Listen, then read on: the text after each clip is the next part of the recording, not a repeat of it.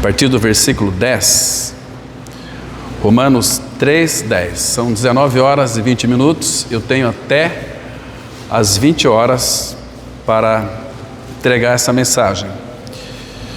Essa mensagem, irmãos, que veio do coração do Senhor para nós desfrutarmos nesta noite.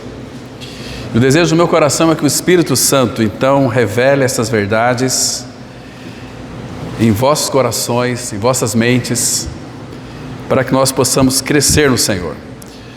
E hoje nós vamos tratar sobre a salvação que salva. Existe uma salvação que não salva, existe muita salvação que não salva, mas vamos analisar hoje, do prisma das Escrituras, vermos a salvação que salva. Interessante que o Espírito Santo, em primeiro lugar, ele começa a mostrar o diagnóstico, porque salvação que salva, do que nós precisamos ser salvos? Do pecado. O pecado, ele fez um estrago no ser humano muito grande. Ele apodreceu o ser humano, da cabeça aos pés. O ser humano, ele foi picado com o veneno da serpente, lá no Jardim do Éden. E esse veneno veio passando por gerações, chegou até nós. Lembra de Romanos 5:12? Assim como por um só homem entrou o pecado no mundo, pelo pecado a morte, por isso que a morte passou a todos os homens, porque todos pecaram. E aqui nós vamos ver o efeito daquele veneno da serpente, com que todos nós nascemos. Sei que isso é um pouco duro de dizer, irmãos, mas nós nascemos com uma natureza de víbora. Ô racinha dura é a nossa.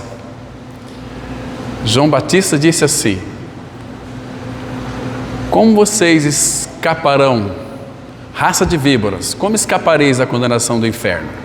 Raça de víbora?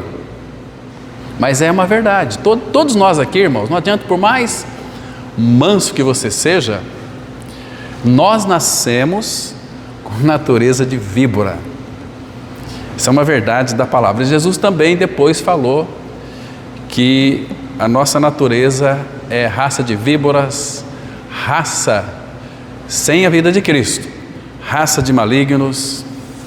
E a gente vai analisar aqui esses versículos. Esse aqui não é o teu primo, não. É eu e você antes de Cristo.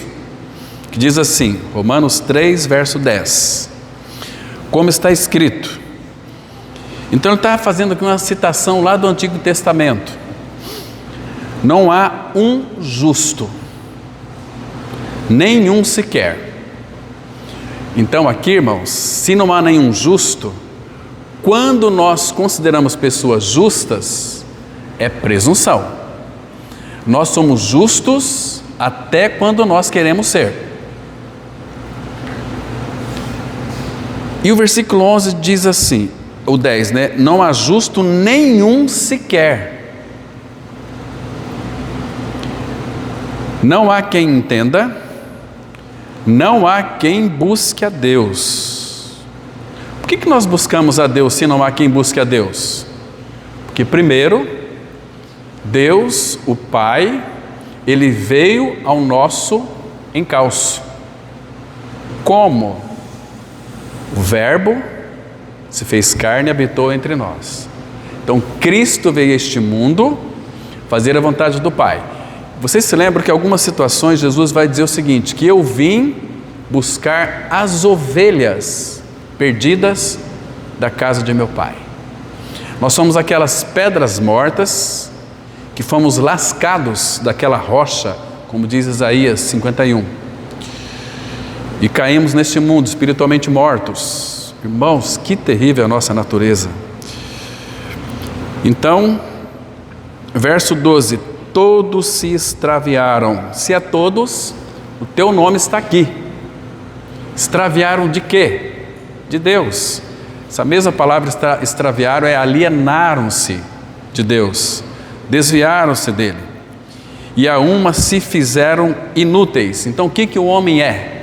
sem a vida de Cristo, ele é um inútil. Mas nós sabemos que eu conheço muitas pessoas que do ponto de vista humano são pessoas excepcionais, pessoas de mente brilhantes, são aí cientistas, são aí, por exemplo, eu vi algum tempo atrás uma preciosa reportagem daquele médico, esqueci o nome dele agora, que tinha um adolescente de 15 anos, desde 8 anos ele tinha leucemia, e a mãe lutava, deu uma melhora, depois voltou no olho, a leucemia tomou todo o corpo, ele estava condenado à morte. Aí chegou num grande empresário aqui do Brasil, e esse empresário levou esse rapaz, um adolescente de 15 anos, para esse médico, dá um jeito de salvar esse médico. E esse médico é aquele que trouxe aquela vacina da Covid para o Brasil, que ele inventou lá do Butantan, esqueci o nome dele agora. Mas inclusive ele está na China hoje, ele é o diretor lá de um centro de pesquisas excepcionais. E esse menino, ele foi curado, ele tirou algumas células cancerígenas e no laboratório fez e colocou outras para combater aquelas. Então tem cura para a leucemia. Mas por que não se propaga isso? Não sei. Tem muitos interesses por detrás de tudo isso. Então, mas para Deus, por que é inútil? Porque, irmãos, outra coisa que é muito importante também, todas as nossas obras boas obras, que nós fazemos fora de Cristo, a Bíblia diz que são obras malignas, porque não são feitas em Deus. Todo filho de Deus, quando nasce de novo verdadeiramente, ele ganha a vida de Cristo e está a trabalho do Rei Jesus. Nós não servimos a igreja, nós não servimos uma cidade, nós servimos ao Rei Jesus na igreja, servimos ao Rei Jesus em nosso trabalho cotidiano. Nós temos responsabilidades quando nós servimos o Rei, nós somos os súditos deste reino. O Senhor deu o seu reino para nós, Ele mesmo veio para dentro de nós. Então só que este Rei, Ele compartilhou conosco o seu reino, e este reino, nós somos inseridos nesse reino, porque esse reino foi colocado dentro de nós. Lucas 17, 20 e 21, a Bíblia vai dizer que o reino foi colocado dentro de nós, porque o Rei Jesus veio para dentro de nós, e onde está o Rei, está o seu reino. Agora, ele não vai habitar, não vai para dentro de qualquer ser humano, se primeiro esse ser humano não foi regenerado, que a gente vai ver aqui hoje. Então, inúteis, esse é o sentido aqui. Agora nós somos muito úteis nas mãos do Senhor. Lembra que o apóstolo Paulo disse lá, não precisa abrir, só vou citar para os irmãos aqui, em Atos capítulo 20, versículo 24, só vou ler para os irmãos esse versículo, que ele é muito interessante, que diz assim, Atos 20, 24, porém, em nada considero a vida preciosa para mim mesmo. Paulo estava dizendo, eu de mim mesmo sou um inútil, eu também não considero a minha vida preciosa para mim, mas quando ele ganhou uma experiência, aí ele diz o seguinte, ele vai mostrar para nós onde a nossa vida pode ser útil, e é útil, contanto que eu complete a minha carreira e o ministério que recebi do Senhor Jesus para testemunhar o Evangelho da graça de Deus. E ninguém pode ser uma testemunha deste Evangelho se não passar pelo Evangelho. Tem muita gente querendo pregar o Evangelho, mas prega só mensagens elucidatórias, mensagens das histórias bíblicas, sem nenhuma realidade espiritual daquilo que significa Evangelho. Voltando lá para Romanos, vamos dar sequência aqui. Não há quem faça o bem, versículo 12, não há quem faça o bem, não há nenhum sequer, mas nós fazemos tanto bem. Eu conheço pessoas perversas e ímpias que fazem tanto bem, que eles pegam o seu dinheiro, a sobra do seu dinheiro e ajuda muitas entidades assistenciais. E eles se sentem muito bem. Se você atravessar aí um aleijado ali a rua, um velhinho à rua, você vai sentir muito bem. Eu fiz uma boa obra. Mas se essas obras não forem feitas em Deus, são obras malignas. Porque Deus não vai aceitar isso, irmãos. Tem um texto de Efésios, capítulo 2, versículo 10, que diz assim: porque nós, os regenerados, os que morreram com Cristo, ressuscitaram com Cristo, esses são os regenerados. A palavra diz assim: mas nós somos feituras dele. A palavra feitura no grego é um poema. Feitura dele, criados em Cristo Jesus, para as boas obras, as quais Deus de antemão preparou para que nós andássemos nelas. Então as obras que nós vamos fazer são do Filho de Deus. Você não precisa ir correr atrás de fazer boas obras. Ele já preparou. E quando você realizá-las, ninguém vai ficar sabendo, não precisa nem tirar uma selfie. Olha que pau. Aí, quando as pessoas fazem boas obras e tiram a selfie, a glória, ela já recebeu. Que glória que é essa? Que Jesus diz, é de serem vistos pelos outros. Então, no reino de Deus, quando nós fazemos, silêncio, porque a recompensa vem dele. Ele vai nos recompensar. Ele continua dizendo aqui, verso 13, você vê que vai ficando mais ruim para nós aqui, irmãos? A garganta deles é sepulcro aberto. Imagina só, você vai lá no cemitério, tem uma pessoa que morreu ali faz 1 ano e meio, e você abre aquele sepulcro, o que você vai ver ali, irmão? Irmã? Ossos, só ossos. Carne já se decompôs, foi comido de vermes. A garganta deles, éramos também, fazíamos parte desse grupo aqui, é como um sepulcro aberto.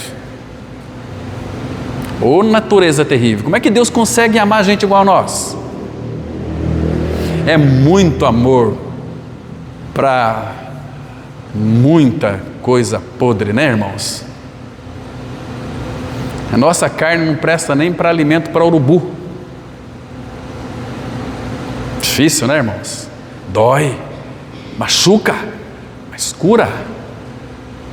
Quando o Senhor dá aquelas cajadadas em nós, não rosna não, baixa a cabeça e fala: Senhor, obrigado, o Senhor tem tratado comigo. Versículo 13: com a língua urdem engano, veneno de víbora está nos seus lábios. Como é que você vai conhecer uma víbora?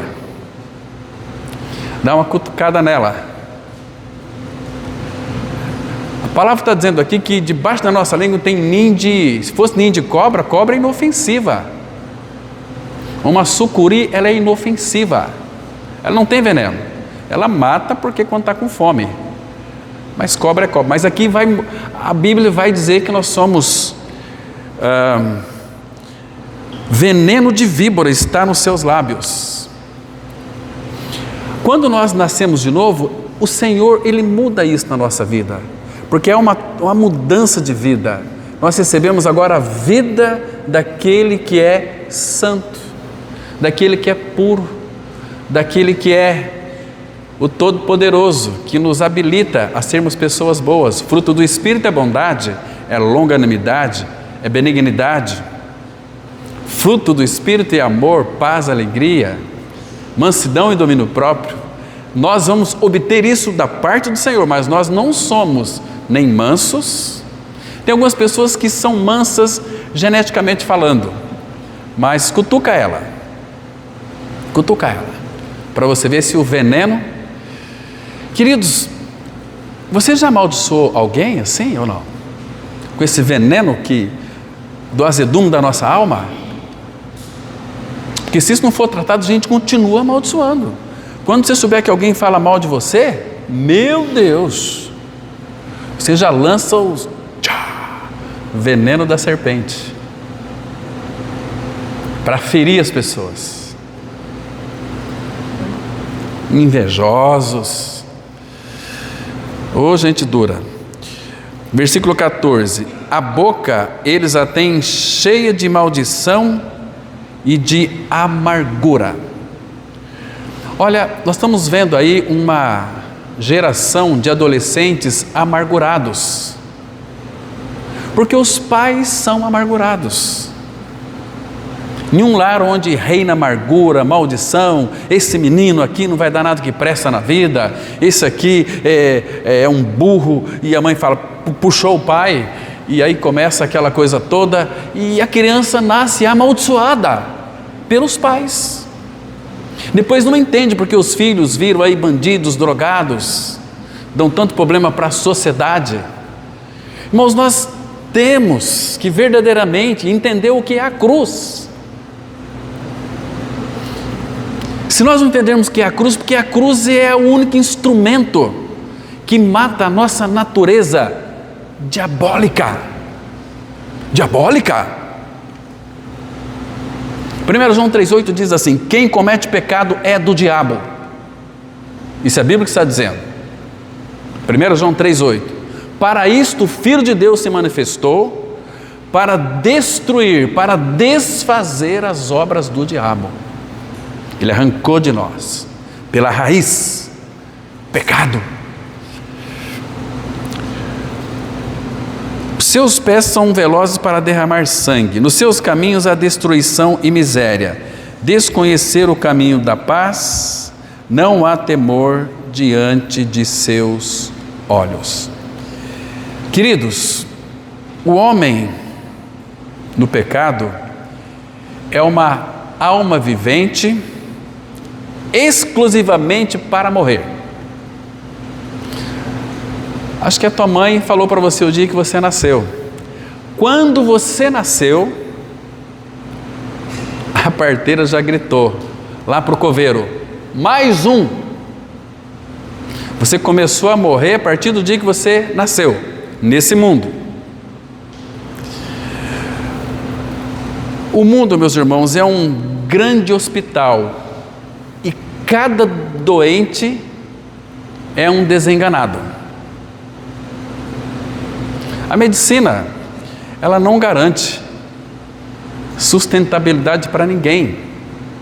Tem um amigo meu que é médico lá no Paraná, ele diz o seguinte: Cláudio, na cirurgia eu faço muitas cirurgias por dia, 3 ou 4, opera bastante, mas nós não podemos garantir vida para ninguém. Nós não somos Deus. Então nós confiamos ao Senhor, Ele é um médico cristão. Todas as cirurgias Ele ora antecipadamente por aqueles que serão operados e faz a sua cirurgia. Teve situação que estava operando uma moça, uma cesárea, nasceu o bebê, depois ela teve uma hemorragia e estava a medicina, ele diz assim, a medicina só pôde chegar até aqui. O que ele fez? Chegou perto ali, uma jovem senhora de 24 anos, ele baixou a cabeça e orou: Senhor, não permitas que ela morra, porque o filho dela tinha nascido. O marido esperando ansiosamente para ver o filho e tem a notícia que a esposa morre. Imagina só. As enfermeiras e os anestesistas olhavam um para o outro, o médico acompanha também, tristes. O que nós podemos fazer? Você entende que nós somos tão inúteis?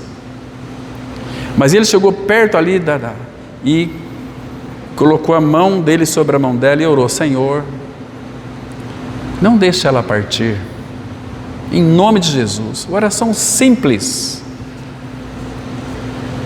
Tão bom quando você pega um médico que é cristão, porque ele tem compromisso com o Senhor, vai ter compromisso com as vidas que são lhe confiadas, e ele depende do Senhor. E de repente ali o eletrocardiograma começou a fazer aqueles aqui para cima e para baixo, que a vida é para cima e para baixo, linha reta no eletrocardiograma é morte, e aquela moça não partiu. Aí eles falaram: houve um milagre aqui, mas ele nem comentou nada com ninguém que tinha orado. Depois ele comentou comigo, depois de muito tempo. Falei: que bênção. A igreja não é um hospital para acolher doentes. A igreja ela é um quartel-general. Na igreja nós não temos pronto-socorro. A igreja é socorro pronto para todos que querem serem curadas, porque tem muita gente que não quer ser curada. Fica uma vítima alimentando aquelas doenças. Que doenças são essas? É que quando essa pessoa morre, tem que ter 2 caixões, um para a língua e outro para o corpo dela. E tem um distintivo muito bonito de crente. Crente até o Satanás é. E para ser filho de Deus, irmãos, precisamos nascer de novo. Sem novo nascimento, disse Jesus para Nicodemos, que era o mestre em Israel, aquele que não nascer de novo não pode ver o reino de Deus. Nicodemos respondeu para Jesus: mas como pode ser isto? Jesus disse em João 3,10: tu és mestre em Israel e não sabe estas coisas? Claro que depois Nicodemos teve uma experiência e ele nasceu de novo. Mas ele era mestre, mas já velho. Porque nascer tem que morrer com Cristo. Tem que morrer não, tem que crer que já morreu. Porque a obra já foi feita muitos anos atrás. Então, queridos, não há lógica no mundo da morte. Ou vocês acham que há lógica nesse mundo da morte? Pois quando as garras da morte, elas se manifestam, vão os sadios, vão os doentes, vão os adolescentes, vão os jovens, vão os idosos. A morte ela não respeita, vai a alteza, vai o mendigo. Nesse mundo não tem lógica, irmãos, com relação à morte. Nós nascemos para morrer, é uma questão de tempo. Semana eu fui no hospital, a mulher estava partindo, umas pessoas a conhecem. Aí nós chegamos lá, o médico disse: olha, ela pode durar 2 minutos, meia hora, 40 minutos. Colocamos a mão no coração dela, estava bem fraquinho, estava já no seu último suspiro. Uma mulher muito querida, educou bem suas filhas, é uma muito conhecida por alguns irmãos aqui. Aí eu falei: vou aproveitar a oportunidade. Eu sei que ela, se está viva, a palavra penetra, e penetra, porque a palavra de Deus ela é viva e eficaz, ela é penetrante, ela é cortante. Aí pregamos a palavra ali e depois oramos. Depois cheguei pertinho dela e falei: vou colocar a mão aqui porque está morrendo. Mas estava quase saindo pela boca as batidas cardíacas do coração dela. Ela foi falecer, era umas 8 e pouquinho que nós tivemos, não, era 7 e pouquinho, nós chegamos ali, 7h30, foi falecer 6 para o meio-dia. Entende, irmãos? E nos deu a graça de estarmos ministrando também no velório dela ali. Então, queridos, a morte ela não respeita. O ser humano sem Cristo é uma espécie de fantasma em um cadáver forçando a pulsação de sangue. O ímpio está espiritualmente morto. E se ele não nascer de novo, ele vai para a sepultura. E o que vai restar dele? Somente ali uma plaquinha: aqui jaz restos mortais de fulano de tal. E para onde que esse homem vai? Essa mulher vai, essa pessoa vai? Para a sepultura. Sepultura no grego é Hades. O que é Hades? É inferno. O que é inferno? É uma sala de espera até o julgamento. E Jesus ele disse assim em João 3,18: quem nele crê não é julgado, não é condenado. Quem não crê já está condenado. Então, no dia do julgamento, ele não vai ser julgado, ele só vai ser tirado do inferno, ser colocado diante do Senhor, vai se dobrar, vai confessar que Jesus Cristo é Senhor, porque foi o Espírito Santo quem disse através do apóstolo Paulo que todo joelho se dobrará e toda língua confessará que Jesus Cristo é Senhor, para a glória de Deus Pai. Sai do inferno, vai contemplar o Senhor. Quando ele vai contemplar, vai ter aquele momento de alívio. Meu Deus, que bom que ele pôde contemplar o Senhor, porque agora a palavra fala que aqueles que não acolheram o amor da verdade para serem salvos, eles vão experimentar a morte eterna, serão lançados no lago que arde com fogo e enxofre, é a segunda morte, e de lá nunca mais sairão, porque os que creem em Jesus Cristo, que foram atraídos no seu corpo, crucificados, mortos, ressurretos com Cristo, esses nasceram de novo, eles têm a vida eterna dentro de si. Mas os que vai para a sepultura sem Cristo vão enfrentar a morte eterna, vida eterna e morte eterna. Imagina, isso é um fato, irmãos, por favor. Hoje nós falávamos aqui pela manhã, estudando o livro de Hebreus, e vamos estudar mais. É um livro tão precioso que, cuidado, muito cuidado, porque aquele livro, aquela carta, é uma carta de advertência, de exortação. É uma carta que nos encoraja a avançar no Senhor. Se nós não avançarmos, nós vamos retroceder. E retrocesso, irmãos, um dos reflexos do retrocesso na nossa vida é a indiferença para com o Senhor. É você não se importa mais com o seu Senhor, não importa mais com o reunir do seu povo. Você começa a caminhar para trás. O perigo muito grande, irmãos. Há um perigo muito grande. Então, queridos, eu quero que vocês abram comigo aqui em Tiago, capítulo 4. Vamos ler alguns versículos. Tiago, capítulo 4. E vamos considerar aqui o versículo 14. Tiago 4, verso 14. Que diz assim: aqui, irmãos, ele vai mostrar para nós a fragilidade da vida. Às vezes nós pensamos que somos tão fortes, né? Irmãos, mas quando você ganha uma experiência, você vai confessar como salmista: o Senhor é a minha força. Veja aqui o verso 14: vós não sabeis o que sucederá amanhã.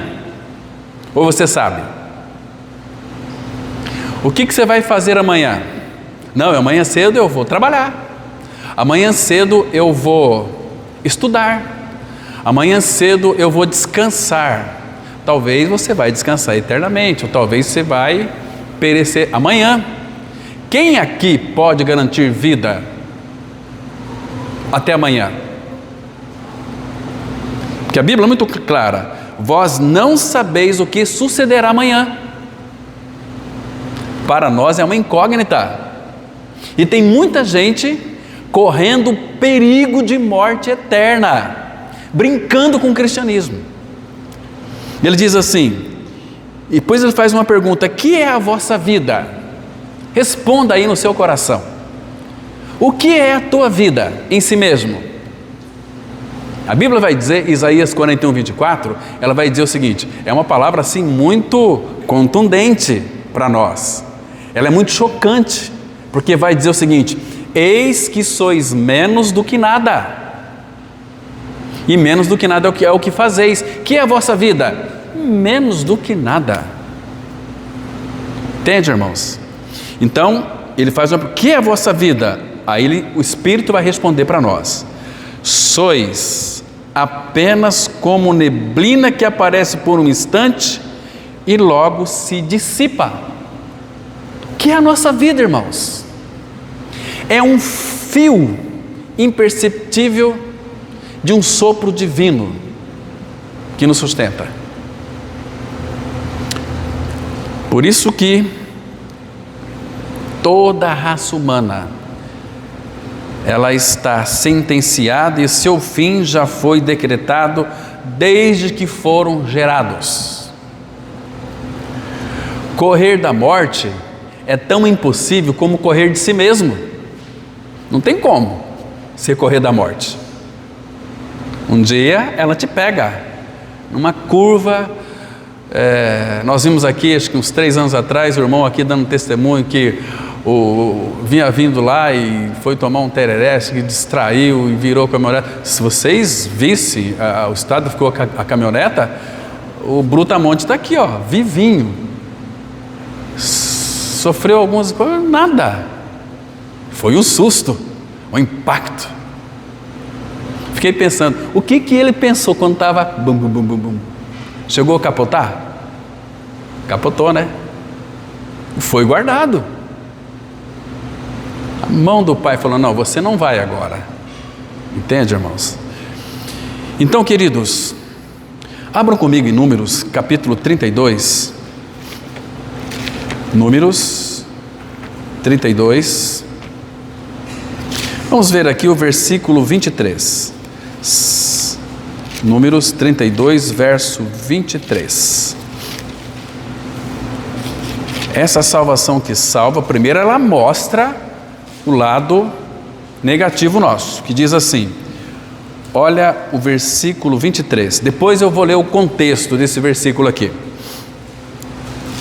que diz assim, olha, Números 32, verso 23, porém, se não fizerdes assim, eis que pecaste contra o Senhor, e sabei que o vosso pecado vos há de achar. Uma pessoa que desce para a sepultura sem a vida de Cristo, o pecado vai achar ela. Aqui diz, se não fizerdes assim, eis que pecaste contra o Senhor. Vamos ver o contexto desses versículos aqui de uma forma geral? O versículo 1, aí no Números 32, verso 1, que diz assim,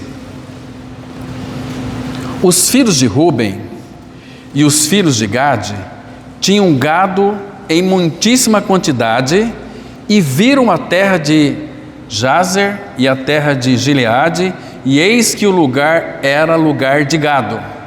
Então, esse povo aqui, eles iam entrar na terra de Canaã, mas chegaram ali no Rio Jordão. Do outro lado do Rio Jordão era Canaã, era a terra que mana leite e mel, que é uma figura de Cristo e da sua plenitude. Então eles, que o pasto aqui está bom.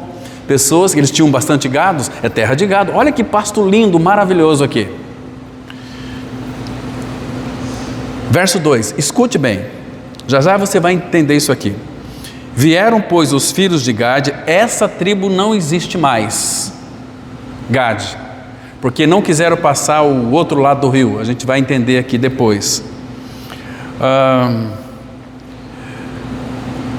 E os filhos de Ruben falaram a Moisés e ao sacerdote Eleazar e aos príncipes da congregação, dizendo, Atarote, Dibon, Jazer, Nina, Esbom, Eleale, Sebã, Nebo e Beon.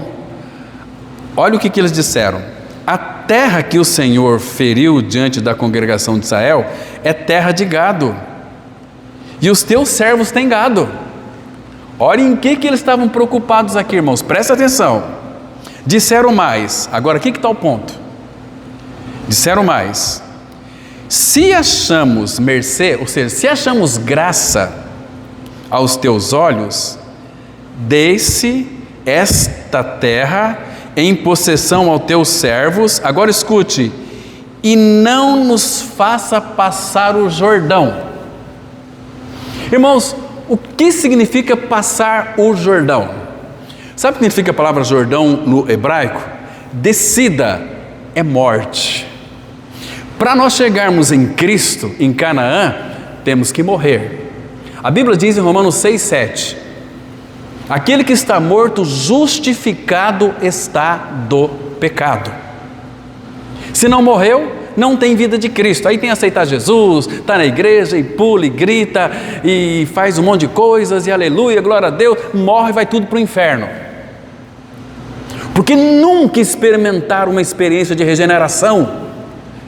A Bíblia é muito clara, irmãos.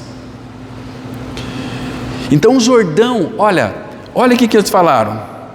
Dê-se esta terra, Egito, mundo, em possessão aos teus servos, e não nos faças passar o Jordão. Nós não queremos uma vida de morte, uma vida de cruz. Você vê que a cruz está em todos os âmbitos do Antigo Testamento, em todos os lugares, em todas as camadas da Bíblia. E aí, olha o que Moisés diz para ele. Porém, o porém é um contraste. Porém, Moisés disse aos filhos de Gade e aos filhos de Ruben: irão vossos irmãos à guerra e ficareis vós aqui? Queridos, verso 7: por que, pois, desanimais o coração dos filhos de Israel, para que não passem a terra que o Senhor lhes deu? Assim fizeram vossos pais quando os enviei de Cádiz Barneia, a ver essa terra. E depois vocês leiam, que vocês vão ficar fascinados, irmãos. Se não fizerdes desta maneira, o vosso pecado vos há de achar. Queridos, ninguém quer viver uma vida de cruz, porque a cruz anula o teu ego, a cruz tira o seu pecado, a cruz faz de você uma nova criatura, porque a cruz, ela crucifica a nossa natureza pecaminosa, podre, doente,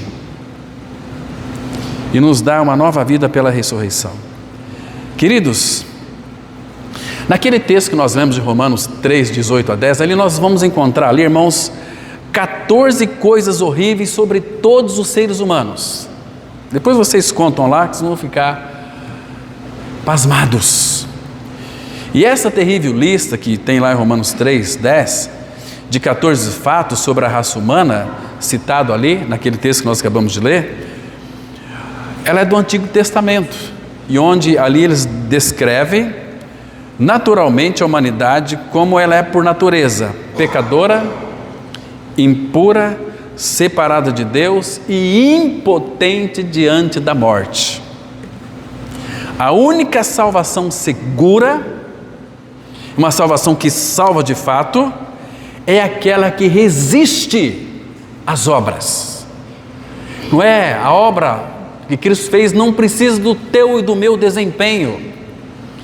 Quando Ele foi levantado da terra, naquela cruz, Ele nos atraiu.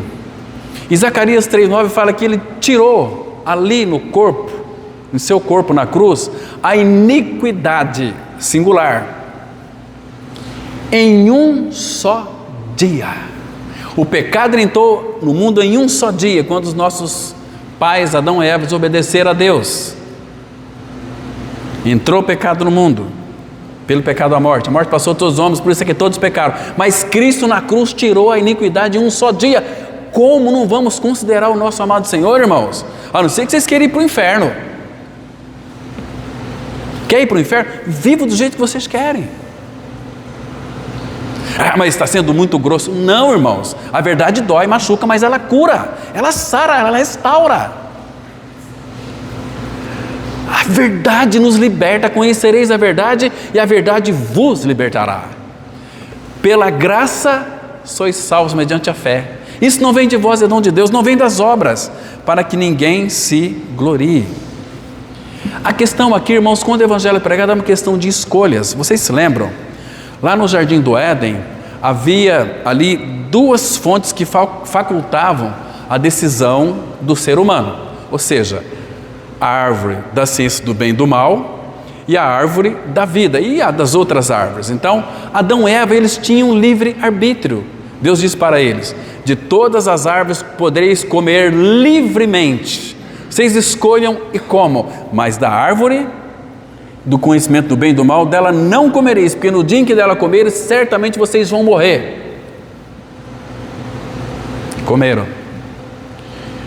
Muito bem, queridos, então a liberdade, ela pressupõe uma escolha. Uma escolha. Agora escute. E a escolha, ela requer uma opção. Não há liberdade sem alternativa. E aquelas duas árvores, irmãos, do jardim de Deus, apontavam para uma questão de preferência. Por que Deus colocou a árvore da vida?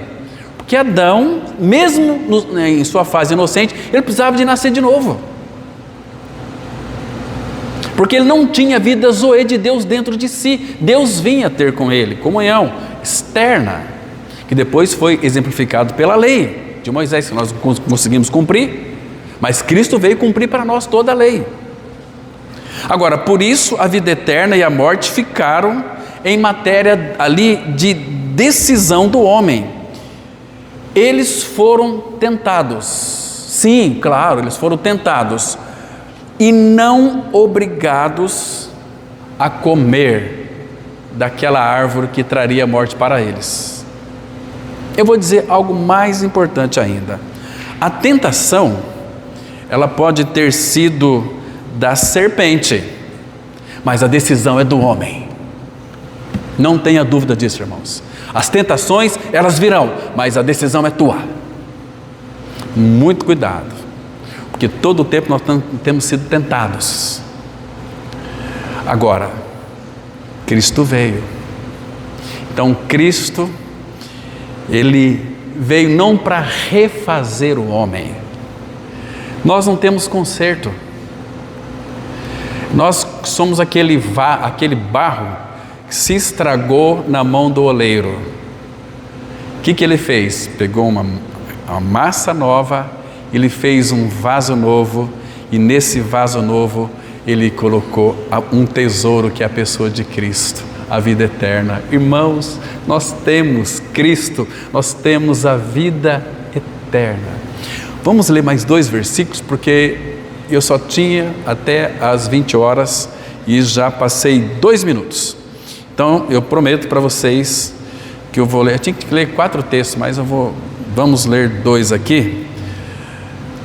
As promessas que foram feitas a Abraão, Israel e também a Davi mostram que os propósitos salvadores de Deus, eles são permanentes. Por exemplo, vamos ver a aliança que Deus fez com Abraão em Gênesis, capítulo 17, versículo 7.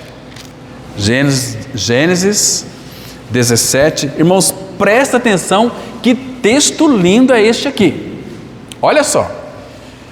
Irmãos, se você descobriu o que é uma aliança de Deus que Ele fez conosco, você vai se encantar, você vai ver uma vida de louvor. Irmãos, se você não compreender aqui agora, peça ao Espírito Santo, que inspirou essa verdade, para revelar isso ao seu coração.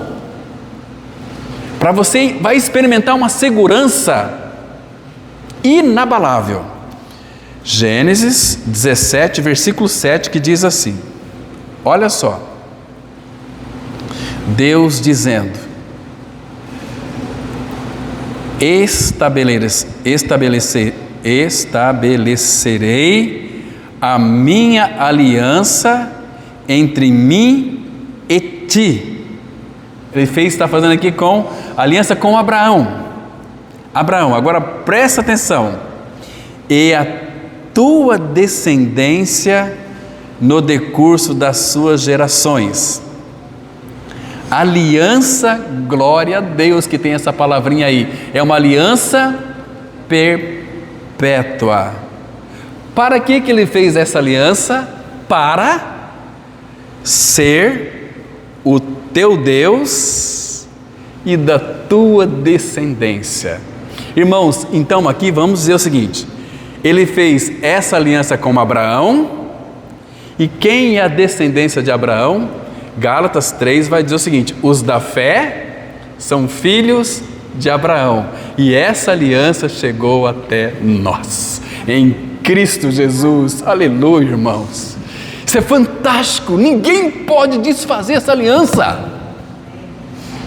Lembra lá em Efésios 1, versículo 13, irmãos, que coisa linda, em quem também vós estáis, olha, depois que ouvistes a palavra da verdade, o evangelho da vossa salvação, tendo nele também crido, aí Efésios 1,14 diz: fostes selados com o Espírito Santo da promessa, o qual é o penhor. Este selo é o penhor, é a garantia da nossa redenção. Quem pode desfazer isso, irmãos?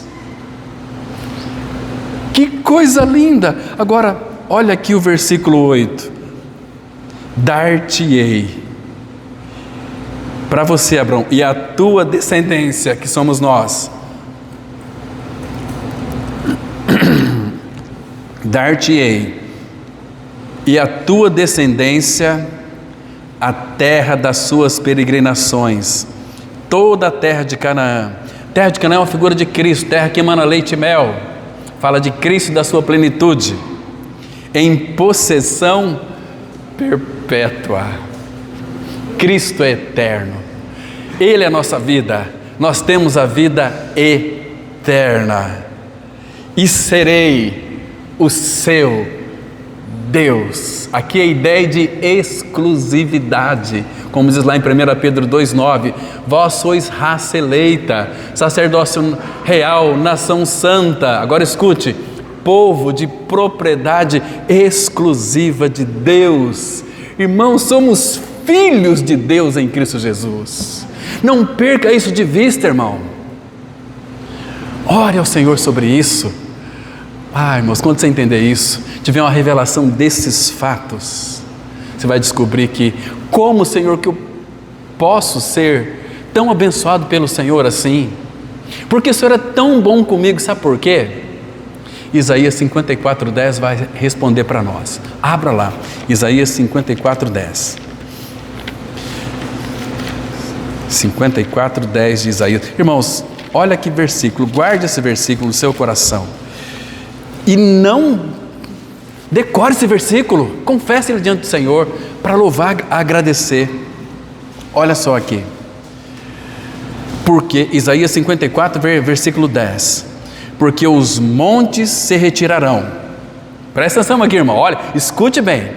Os montes se retirarão, os outeiros serão removidos, mas a minha misericórdia não se apartará de ti, e a aliança da minha paz não será removida. Diz quem? Diz o Senhor que se compadece de ti. Irmãos, que Cristo nós temos, irmãos. Por isso que é gostoso você não ficar aí confessando versículos sem ter a realidade dele. Você tem que dizer o seguinte: eu estou crucificado com Cristo de verdade, e vivo não mais eu, mas Cristo vive em mim, porque Ele se compadeceu de mim. E louvado seja o nosso amado Senhor, porque Ele é precioso, porque não há salvação e nenhum outro nome dado entre os homens pelo qual que importa que sejamos salvos.